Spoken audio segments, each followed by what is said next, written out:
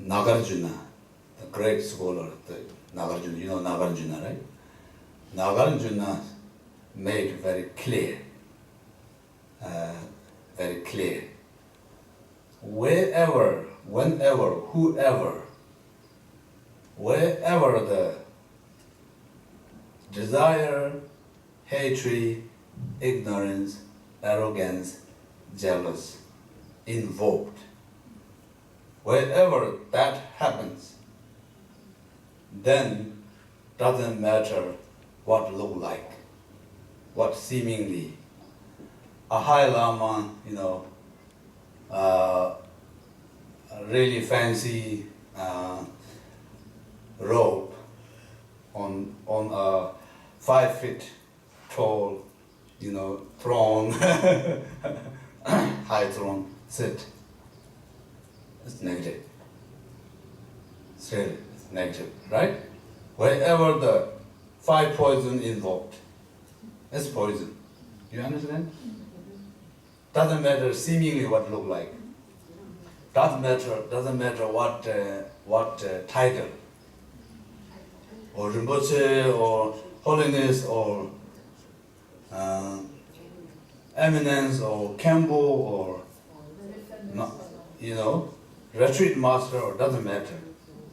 Title doesn't matter. The negative is poison. All right. That's what we call it generally. So also the Rinpoche and Lama, this word that also confused.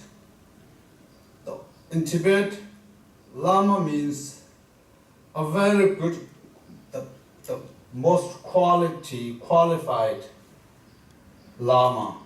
Not necessarily be any like reincarnation. Not necessarily reincarnation, not necessarily a noble family, not necessarily, how do you say, historical title. So a common monk, humble monk, whole life is disciplined, yeah? Good practice, disciplined, working hard, and full of moral ethic, perfect moral ethic, and retreat, and have the realization, emptiness realization, selflessness realization. Because of these qualities, 100% sure, be compassionate, loving kindness, compassionate,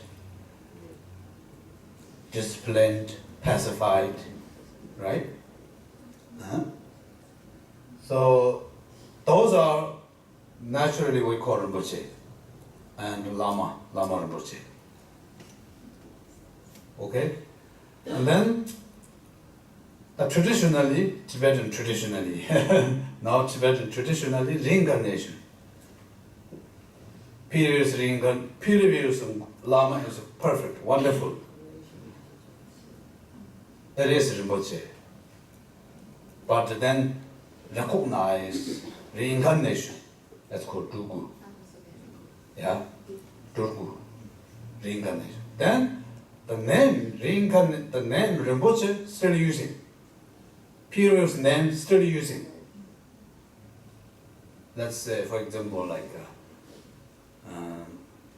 a Karmapa Rinpoche, for example, Karmapa 17th Karmapa Rinpoche. So 7 life, same name, using the same Rinpoche. So same thing, every Rinpoche, every Durgu, same thing. But then some Durgus, we don't know. Some Durgus, Rinpoche, it's called Rinpoche, but if not quality, if not disciplined, or if not good to practice, or not really Rinpoche, right? But the name is still there, Rinpoche, reincarnation. Some Durgu maybe we don't know when is recognized mistake or something. Very, going wrong way. supposed to be quality as previous one, because that's the previous one's remaining. That's previous one's habitual tendency, right? Should be, but sometimes it's not. So, but do you need this translation? Okay.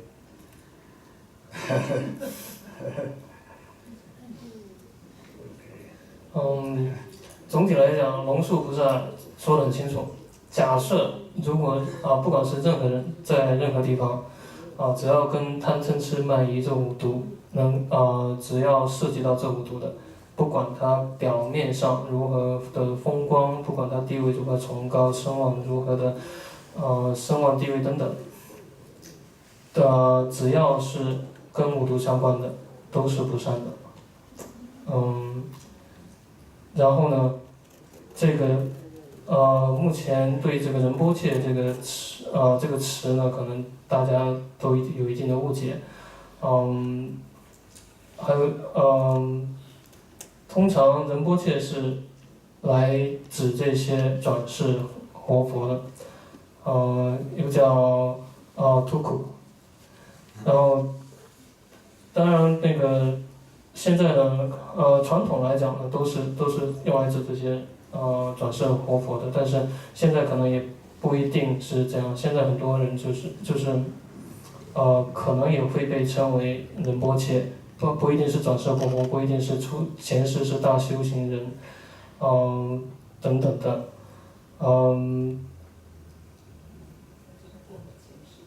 对，所以说转世呢，就是康布说到转世不一定能够代表他这转世了以后呢，不一定，有些时候不一定能保留他前世的一些品德，就他前世可能是真的是一位德高望重的修行人，但是可能在不断的轮回当中，可能会有一些就是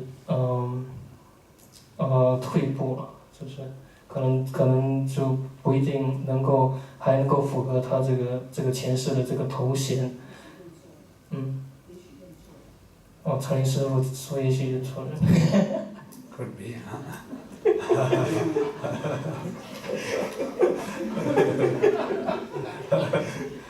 Okay. So yeah, then yeah. So traditionally, for example, some lineage has that kind of like a Tibetan lineage, for example, Nyingma lineage. Some other lineage, they sort of they have two part. Let's say they have two part. They have two part. That one part is monastic part. So monastic part is monastic part. So it's same. Should be obey Vinayana vow, right? Once you have it, you should obey it, right? And the other part is, basically, Tibetan Buddhism has two part. One is monastery part. One is sort of like Ngagwa part. Do you know Ngagwa? Ngagwa means Tantrayana practitioner. Tantrayana. Mizung. So monastic is always monastic part. Ngagwa part is not monastic, but Ngagwa part has could be some have Rinpoche. Maybe they lineage like some lineage by lineage, maybe not monk, but Rinpoche, something like that. So if a monk or the Rinpoche used to be received Vinayana vow, full vow, And some of these, some when they come to West world, many happening. When they come to West world, under the circumstance, they working as normal, they working, and they pay bill, you know, and because of that they working. And then slowly, they are not easy or comfortable living that way with the monk robes or the monk. So then they say, they sort of like return the vow. It's called return vow. So there's sort of a ceremony for that.